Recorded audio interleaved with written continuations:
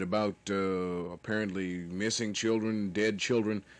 Have you gotten any calls from a lot of concerned citizens inquiring about this situation? Mr. Fisher, since Tuesday, we have received over 50 calls. And one that's most disturbing, a family called yesterday and asked us if we had received those two young ladies that were found dead behind spot and marker across from us. So nothing of that nature has occurred. And it's getting very disturbing as far as the parents are concerned. These rumors are apparently starting to spread. Are a lot of these people worried or concerned when they call you? Or? They're very much concerned. They are telling them that if you don't believe what I'm telling you, to call any funeral home. Say they have been told to get a certain number of caskets ready, that those bodies will be available soon. Where did this information come from, to your knowledge, that to get a certain number of caskets ready? I haven't the slightest idea. Everyone called us. We asked them where did they get that, who is calling them. They either say a friend told them, my uncle said it, my aunt said it, but no one can give any names of where, just that someone has told them. Nobody can give you anything specific? Anything definitely not specific.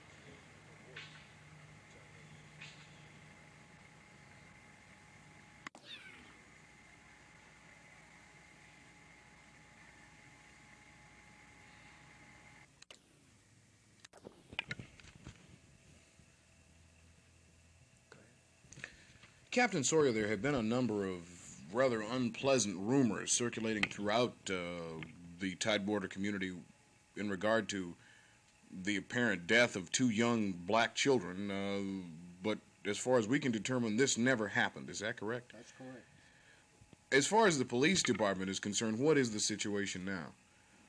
The situation is that there is a series of malicious rumors rampant in the Tidewater community, and we'd like to dispel this series of rumors about children who have died, or children who will die,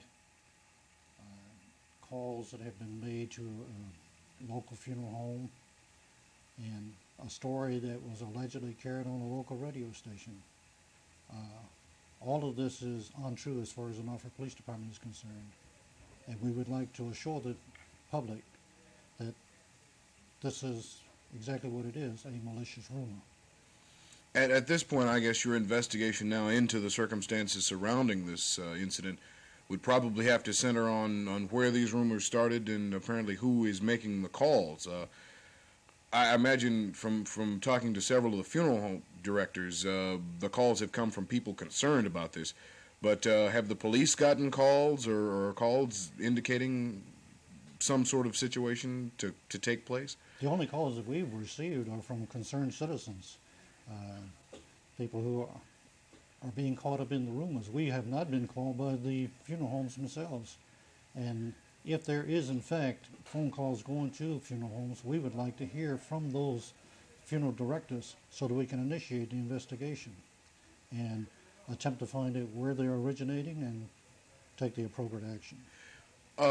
If the perpetrator of these calls is found, what could happen to them? What charges would be appropriate in this instance? At the current time, the only charges that could be brought are misdemeanor charges. Since the public has been caught up in this malicious rumor, probably a disorderly conduct charge could be brought against the perpetrator of the call. Certainly they couldn't be charged under the